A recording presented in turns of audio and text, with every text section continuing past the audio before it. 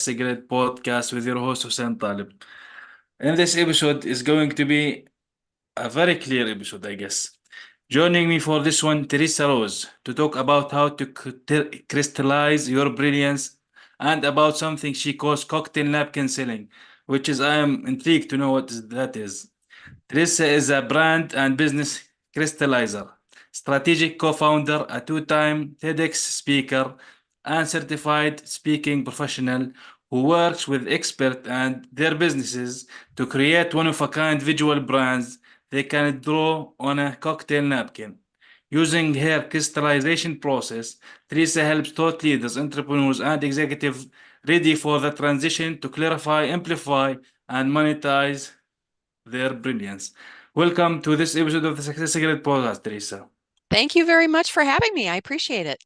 I am so glad that you are joining me for this one. I can't wait to learn more about this cocktail napkin selling and other stuff. So, very interesting name, actually. So, first of all, because this is the Success Secret Podcast, I want you to uh, explain to me or tell me what does success means to you, and what do you think other people have certain rights or wrong misconceptions about success? Yeah, that's a great question. Thank you. So I would say that for me, success is about uh, contentment. It's about peace of mind. And it's about flow. Are we flowing with our talents and our gifts in a way that is serving humanity, serving our communities, and is that flow coming back to us in a really healthy and good way? For me, that's it's a mindset and it's a state of being.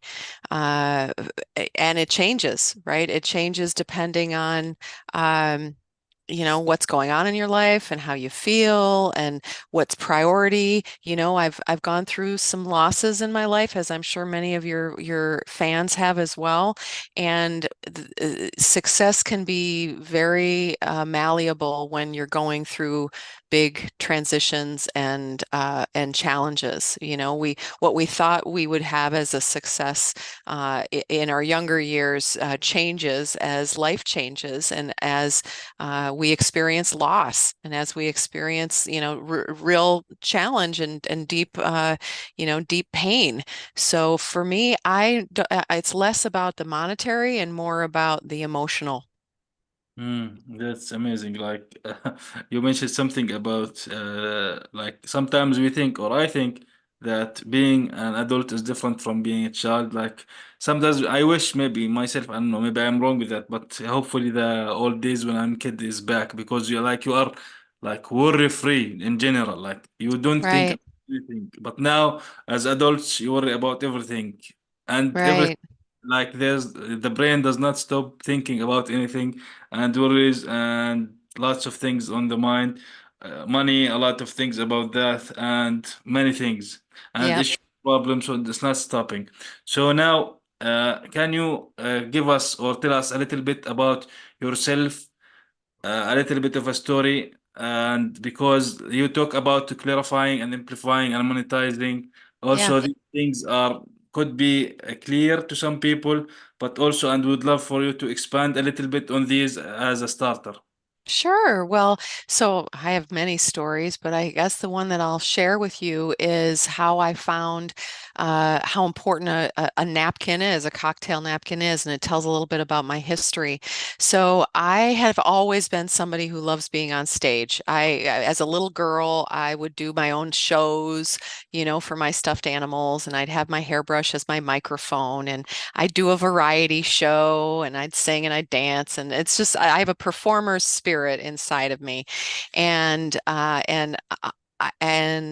maybe 15 years ago or so, I decided that I was going to. I had a corporate background, and then I ran my own alternative healing business that had meditation and yoga and body work and things like that. And I taught classes in that realm.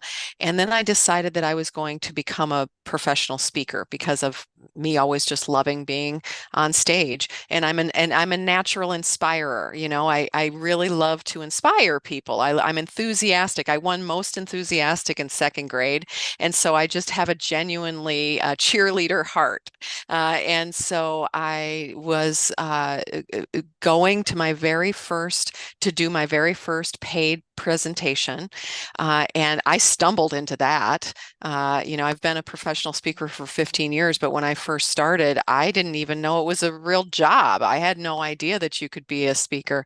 I just happened into it. And I was on a flight to go from where we lived to where I was going to do the presentation. And I had the napkin from the airline that had my drink on it. And I was like, I got to think about what I'm going to do. And I realized that it was too late for me to think about writing a whole big long PowerPoint that I just stumble through, and that I didn't want to get hung up on the technology and like, oh, I just felt like I wasn't wanting to have that kind of experience. So I looked at this napkin and I said, what could you draw that would be the representation of their speech? And I doodled what I was going to speak on, and that was my 60-minute speech, what I doodled on this cocktail napkin. And I realized then that there's something to bringing things down to its simplest essence. We so often get lost in an avalanche of words, especially now with AI, when we're just unencumbered in using technology to just fill the content. But the reality is that it's not quality. The quality comes from being crystallized in what you really want to do and what you really want to say, and not get lost in the noise. So I've, for a long time, really seen the power of getting really crystal clear down to what you could draw on a cocktail napkin. Mm, that's very awesome because, like, I think one of the best things, or for example, in general, the best exercise is like write your top 10 goals in like 30 seconds or so. So, Hmm.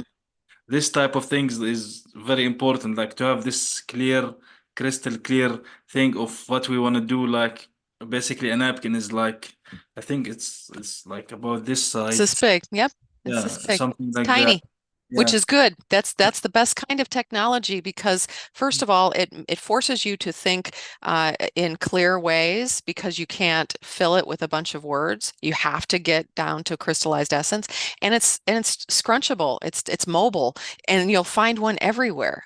And it's analog. And when people can see it and they can feel it, it doesn't matter that you're a good artist or not. I draw and it looks like chicken scratch. It doesn't matter when I do my cocktail napkin presentations to people, to sell them something or to sell an idea to them or whatever it might be, it doesn't matter what it looks like from an artistic perspective because people understand the concepts, and that's the power of it. It takes information and brings it into insight because it comes off of the screen and into three-dimensional world, right? And there's something that happens in our ability to recollect something and our emotional response to something and our motivation to act when we take it off the computer and we put it into this real world here, Yeah, definitely. Like, I think digitalization is great.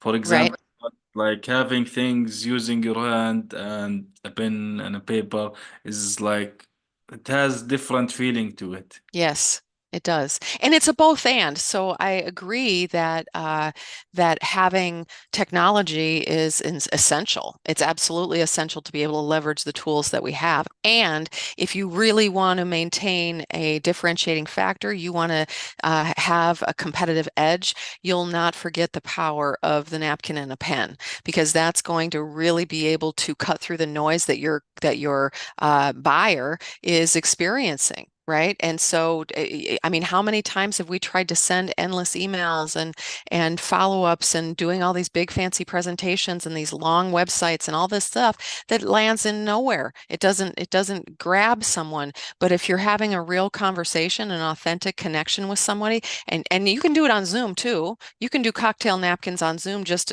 start talking about it as a thing, as opposed to just using words. I use my cocktail napkin in Zoom calls all the time. Uh, and when you do that, it activates a different part of their brains so that they can actually start understanding what you're saying, as opposed to just this endless onslaught of words. Pictures are far more powerful than words. Definitely. Like this is very important. So now, like in your, let's say, process, okay. So Hmm. the clarify, amplify, monetize. When we Right. say monetize, that is very clear. It's kind of Yep. it's clear thing. Like when we say that, but like when you talk clarify and amplify, and I see that. So what do you mean? Like, Yeah. is that about the message? Is that about the brand? Can you? It's about both. It's about, so here's what I came up with when I realized that the crystallized path to successful strategic marketing and sales really comes from going to clarify, then amplify, then monetize, and it comes from within. Clarify starts within our hearts. It starts within who we are that makes us different than everybody else. And what I noticed in business, I was the former head of thought leadership for a global executive network. I've worked with hundreds of executives and thought leaders all over the world. And what I realized is most of them, their issues weren't that they weren't amazing, weren't that they weren't talented at what they did, or driven, or even funded. Right?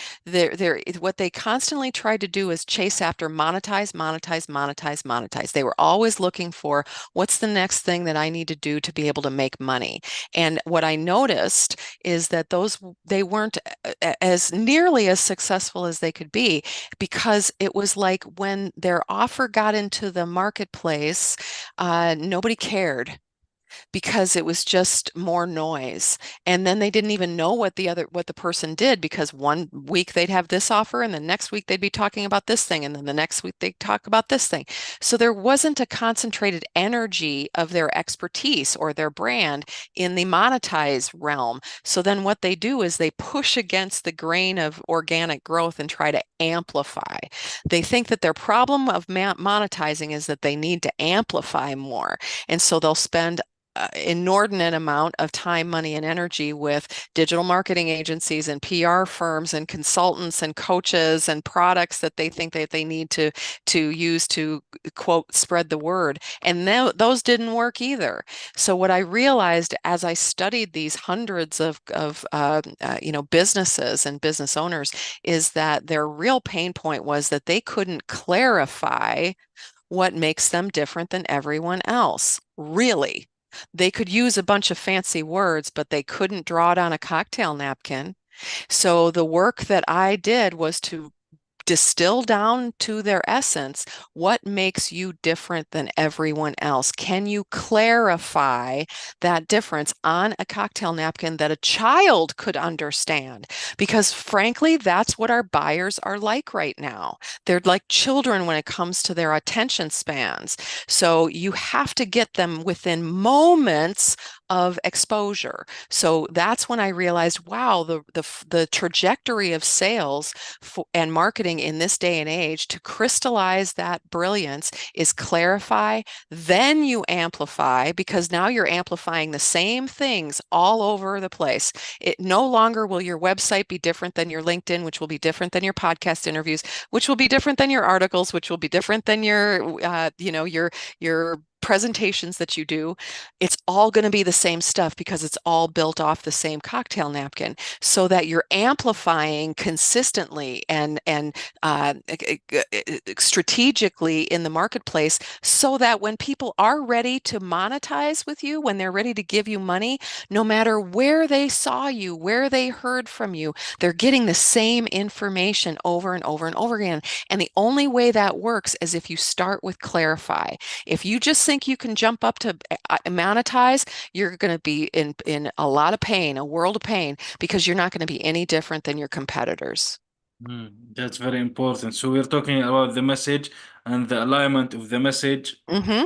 with the whole brand with the whole brand. The whole brand, the words, the pictures, everything. Yeah. Like I'm known as the cocktail napkin lady. That's what I did my second TEDx talk on.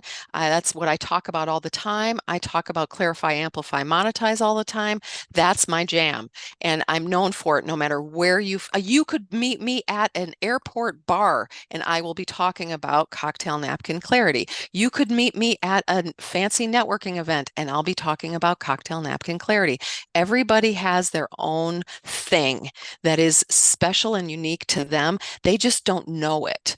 And what I found in this process of being a crystallizer is that there's something about us that we are designed, I believe we're divinely designed, that we can't see ourselves. We cannot see ourselves fully. You will never see yourself, your body. You'll never see your body. You'll see parts of your body. You'll look down and you'll see your front half. You'll look in the mirror and you'll see a reflection of it, but you will actually never see yourself ever in this lifetime. And so this process is about really being a strategically sacred witness to someone else's brilliance so that I can see what they can't.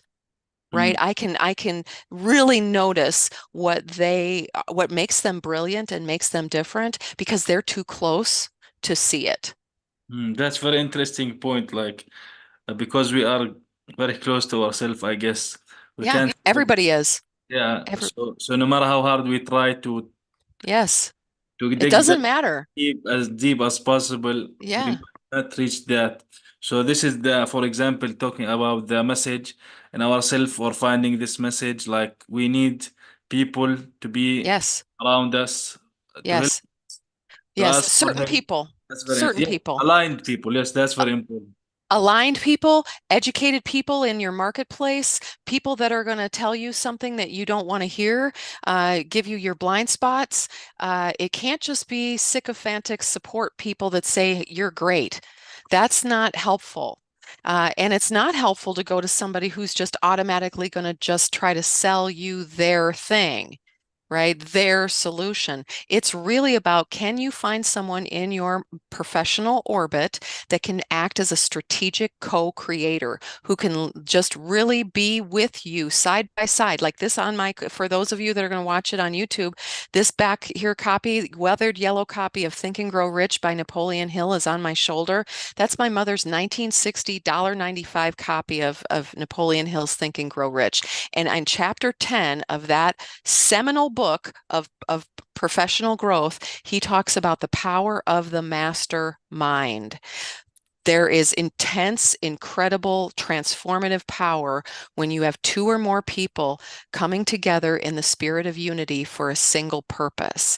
And as far as being able to see your cocktail napkin clarity, that's going to require someone to really be in that mastermind role with you so that you can go through that journey of exploration. I'm doing a crystallization right now, actually. I'm right in the middle of it. And I have, yesterday, this is an incredibly successful business owner who runs a consulting firm, and I have reviewed her, 500 and some slide presentations. I've read her book. I've looked at her materials, her articles. She's incredibly prolific. All of this material to give her a cocktail napkin,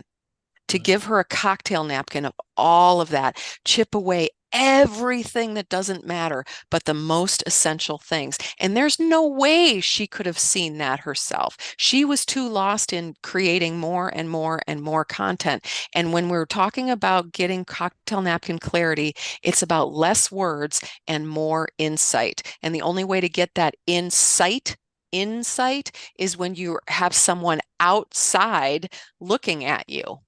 Definitely. Like it's good or try to be kind of partial to yourself and judgmental to yourself or non-judgmental to yourself, but it's also important to have some other looking from the outside in because Yes.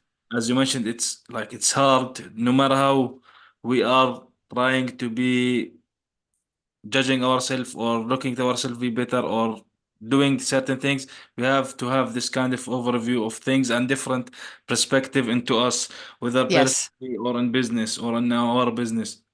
Yep. So, for example, when someone discovers, for example, their message and get clarified, so is it very important to, like you mentioned, keep speaking or engaging with the same thing over and over again? Yes. This is Over basic. and over and over again. Yes. So, for example, what I tell my crystallized clients is even with your cocktail napkin clarity, now that you know who you are, they have a perfect picture, a one of a kind picture of their brilliance, and they know the words that goes with it.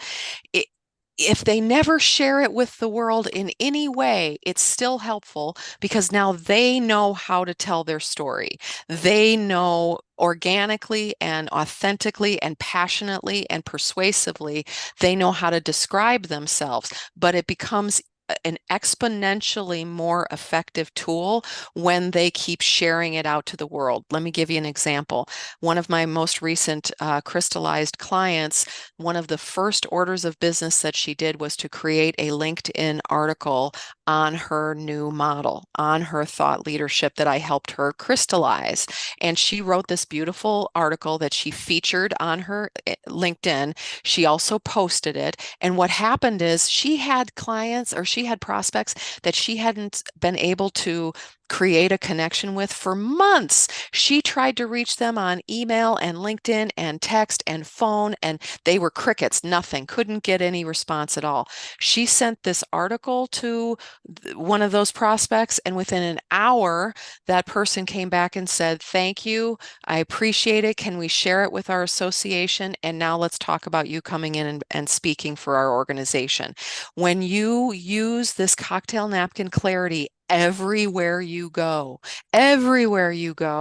then you don't have to worry about marketing and you don't have to worry about sales because basically you're a walking, talking marketing sales machine all the time.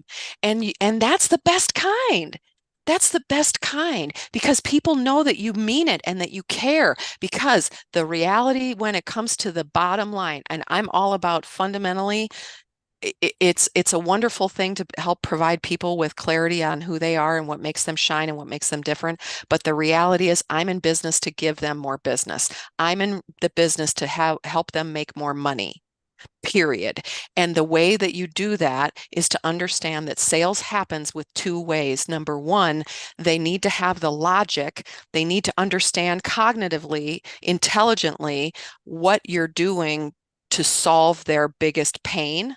You have to have the logic behind that. And when you have a visual that will enable them to understand that you will solve their problem, but then B, why do they actually give you the money? They give you the money because they feel it, not because they understand it, not because they think you're going to solve the problem. They give you the money because they feel it. And when you can operate from cocktail napkin clarity, you will radiate that. You will emanate that everywhere you go. And so fundamentally, it's stickier, it's more appealing, and therefore it's more persuasive. That's very interesting what you said. Like people might buy basically because they just feel that the solution or the resolution is there for that product course or whatever it is coaching Yep, for that they are going to get. Because generally people they want the end result. Like they don't want to go through the pain you're of right. going through a course. Like I don't want to Hmm. go through, for example, a course of 10 modules. Each module has 10 lessons or whatever, reading through Yep, PDFs. I want to go from A to Z as fast as soon as possible. This is what generally we all think. So that's very important. What you yep, said, it's giving them this kind of feeling that this is it. Like this is the solution for what you are going exactly. through right now, and the problem is going to be solved soon. Yes, yes, absolutely. And they know that you're the person to do it. So when you can trot out your cocktail napkin and doodle something and say, "This is what I do, and this is how it serves you or serves others," that what I call triangulates the sale. So when we think about typical sales dynamics, what we think of is a buyer with a lot of power and a seller with a lot of desperation. The buyer has the power and is the dominant, and the seller is the submissive. And the seller goes, will you please consider me? Won't you please consider me? And sales techniques are all about trying to wow them and woo them in order to get them to say yes, to be able to balance the dynamics out. I say, forget that, create a third party in the dialogue, which is the cocktail napkin, which then says, hi, I'm not going to try to sell you on anything. What I'm going to do is I'm going to listen to what's going on in your world. And because I know my material so well that I don't have to worry about what my spiel is going to be, my presentation is going to be, because I know myself, my cocktail napkin so well, I can really be fully present with you, and I can listen to you, and I can observe you verbally, non-verbally. What is it that you're really experiencing? I can ask meaningful questions, and I can be fully there to really get you. And then when the law of reciprocity kicks in and you eventually say, tell me about you, enough about me, tell me about you. When you turn it to me, then I'm going to say, thank you so much for asking. What I want to talk to you about is my cocktail napkin. This is something I believe in so strongly. It's the hill I'm willing to die on. This is what I'm passionate about, and this is how I serve people. And I've not once asked you, can I sell this to you? I've simply talked about this third thing. And what that does is that changes the dynamics of our discussion. So no longer do you see yourself as the powerful buyer and I'm the submissive seller. We are now two partners and potential partners and peers talking about a subject, Definitely. right? Yeah, definitely. Because it's now it should be kind of a relationship between buyer and seller. Because eventually you want to keep the customer as long as possible, and at the same time, it's not like the old days. They don't have that much me as a buyer. When I do want to buy something, if I like, I'm 37 now. So if I was born like 100 years ago, I would not have that many options.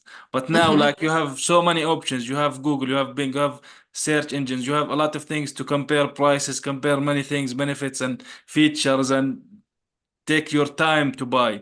Yep. But we're talking here about also building this kind of relationship that I do want to help you, and I have something extra. For example, if you would like to learn more, this is kind of maybe the way for it. Like, because one of the things that you mentioned earlier, it could be like one of the biggest mistakes that entrepreneurs make is like we are trying to go directly for the sale and jump into the sale, Yeah. assuming that people would like simply pay the fees for the course or whatever it is that they are going, the service or product, jumping into that and neglecting the ideas that not, maybe some people might need that, but they might need it now. Some people might need it a year later, maybe a month later, maybe 6 months later. So these kind of things, you need to build some kind of a rapport with that so you can Yeah. build a relationship forward. Absolutely, 100%. I mean, you want to get to the point where you are asked, how do I work with you? Mm, Right? When you get so clear about your brilliance and you get so clear about how you're going to monetize off of that brilliance, so you have a very clear value ladder for your offers and you can describe them with crystal clarity about what you do and not what you're going to offer. When you have that level of clarity, then you just simply share your excitement about what you do. That's it. You just show up with people. You show up with people and you meet them where they are. And then when you do that so well and so from such a deep place of authentic enthusiasm, people will ask you, how do I work with you?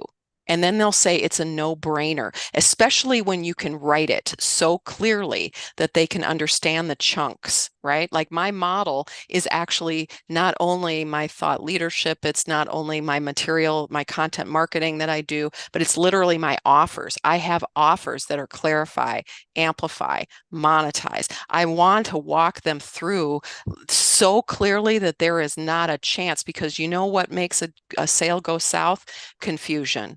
mm, Confusion and lack of confidence on the part of the person delivering it. Those are the two reasons they say no, or maybe, or I'll think about it, or get back to me later, is when they're confused about what you're offering or they don't think you can deliver it. So I heard or I read a lot about this logical buyer and emotional buyer. Do you think these are related to what a person might think of when buying? Like, do we always think of that the customer always think logically or emotionally? Like, I- because I- you mean, yeah. The answer is yes. I mean, they think both ways. You need both. You want to have logic as the underpinning to be able to very clearly identify that I will solve you. I know what your problem is. B, I'm qualified to solve it. And C, here's how I'm going to solve it. Okay. You have to have the logic because the enthusiasm and passion and authenticity will only get you so far, right? You want to be able to have logic about your offers and your businesses and what will make them say yes and give you the money right away is when you then close the deal with the heart, right? When they could feel you, when they can really understand that you care, that you care. Honestly, it's not that hard. People make it so difficult. And of course, what makes this a more complicated subject is we need to find enough passion for what we do so that we do care. But then we also need to take care of ourselves so that when we're showing up in sales discussions or showing up in our marketing opportunities, that we are 100% showing up.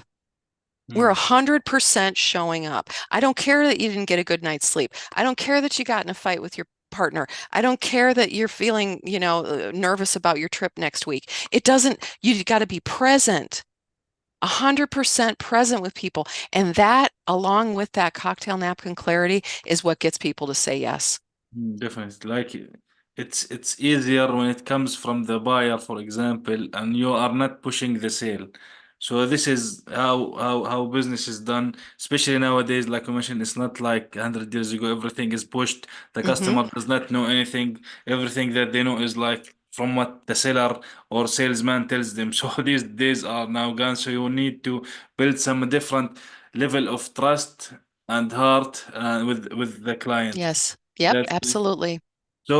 With working in your business and with clients, what is the worst mistake, worst advice someone that ever told you?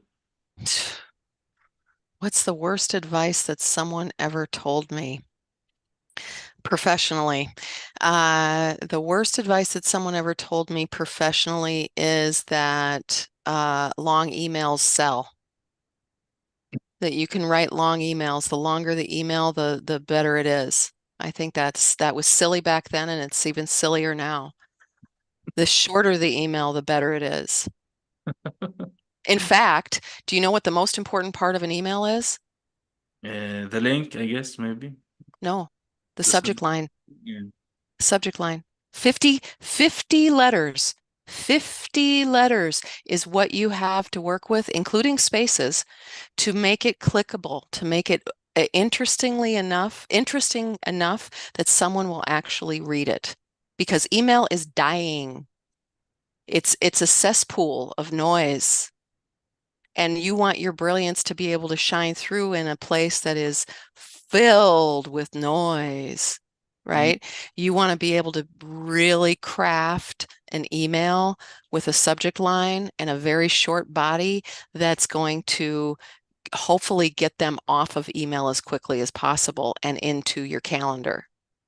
that's very important. But what do you mean, like email is dead? Do you think that's actually what's happening or I what's? think that this isn't a think. I know because I've worked with organizations that have huge machines of marketing that all they're doing is sending out emails. And guess what? They're not reading them. Mm. People aren't reading them. Yeah. And Now. so if that's your only form of communication, that is a broken system because Mm, you will necessarily have 70, 80, 90% of your targets not even reading your material, right? And then you go, well, I sent them an email, doesn't matter. mm, So, that it's always looking at what are the ways that people take us in. They take our brilliance in four different ways. It's really easy, four ways. They read us, they listen to us, they watch us, and they interact with us. Those are the four ways they take us in. Okay. What most people fall victim to in business is they fall victim to, I want to make it as easy as possible for me. So the easiest way for me to reach out to my prospects is email because it's asynchronous and I can just send off an email and just send it and hope that they're going to read it. That's one way of people getting your brilliance is reading you. Okay. But they also could read you on a blog. They could also read you on your social posts. They could also read you in books that you write, articles that you write. There's lots of different ways for you to get your information out. And then how are they going to listen to you? They're going to listen to me as soon as you drop this podcast episode. I'm going to be sharing it with my entire network because there are people that want to just hear my voice and not have to go and watch me, right? Or read me, right? So you have that. You also have people that want to just watch. So do you have an explainer video, right? Do you have things out there that are going to help pierce the noise that you can use to wake up your buyer to take action, right? And then interact is, are they interacting with you in real life? Like actual real life at networking events, at, at speeches. Where are you? Where are you going to put your energy? And that, of course, is the one that's the most potent. That's the one that you can close big deals real fast when you are in person with someone. So I encourage, if anybody is struggling with their sales as an entrepreneur, look at those 4 channels: read, listen, watch, and interact, and make sure that you're doing at least one of those all the time so that anybody can find you and not just think that it's only email. If you only put your eggs in the email basket, that is a recipe for disaster. Well, it's a bit out.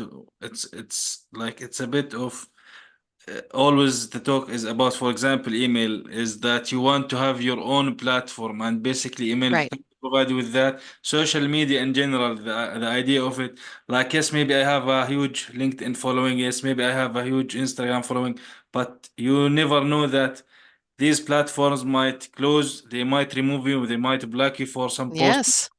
The idea of email being safer, so this is the general idea of email. But I am with you that, like me personally, like I'm sure you do, like I get like maybe at least 500 emails a day, and this Yeah. is, yeah, and I always unsubscribe from things I don't use anymore. So like it's a lot of emails. It's a lot of emails. And so it's not that it's bad because I use emails too. I'm just saying that to do it strategically, Mm. you want to be able to have a mix, right? Yeah. So I liken it to, email is less important than LinkedIn, which is less important than phone calls, which is less important than texts, which is less important than seeing somebody in real life. Mm. And you want to try to do all of those things and then some, and just put yourself out there in a variety of ways. And then once you do that, you amplify, you clarify by getting cocktail napkin clarity, you amplify by putting the same information out there all the time in different ways, but the same information. You're going to monetize by magnetizing your audience to you. They will understand you. They will know that you solved their problem, and then that's an easier conversion, right? With a walk, run, soar model. Many people will walk with you, some will run with you, a few will soar with you. So you just have a nice graduated value ladder of offers that are going to lead your buyers right up that ladder. Definitely. And it makes it easy for you as an entrepreneur because it is hard being an entrepreneur. It's tiring and it's expensive. And so the best way that you can shortcut any marketing and sales, I'm all for. Definitely, it's not easy. It takes a lot of effort. So, what would you say? Did you think that we have missed something here that you can mention, or some kind of a takeaway for this one? Well, I guess what I would offer everyone is, first of all, I hope that they come check out my TEDx talk because that really is a great representation of what we just talked about. And it's called Doodle Your Dream. And what I invite them to do is think about the next big thing they have coming up in the next week or two. Okay, whether that's an interview or a sales presentation or a project that you want to launch or whatever it is, think about that issue and that opportunity and see what you can do to get creative about drawing it as an image so that the team or your customer or your prospect or your audience will all know what you're talking about, but they'll see it. That's what I encourage your audience to do, is to get creative and see what you can do to utilize visuals to really create a compelling message. Mm. Awesome, awesome. Well, Teresa, thank you very much. Where can people learn more about you also and learn and get in contact with you? Yeah, so they can find me at theresarose.com, and it looks like there's a rose.com. So there's an H in my name. There's a rose.com/clear. Clear as a bell. When you go there, you'll be able to get access to my crystallization process so you can try for yourself. And I hope that's helpful to them. Awesome, awesome. Well, thank you very much for being on this episode with me on Success Secret Podcast. Really insightful information and knowledge and insights, like you said. So it's very important that people actually, before we go as entrepreneurs and business owners, before we go into thinking about the money, we need to have the first and second step to to clarify and amplify and then monetize, because as we are talking here about it will make things easier to actually sell. Yes, It won't be a hard sell, it will be just selling. it's going to be show and tell and not sell. Yes. Thank you very much. Thank you. I appreciate it, Hussein. Take care.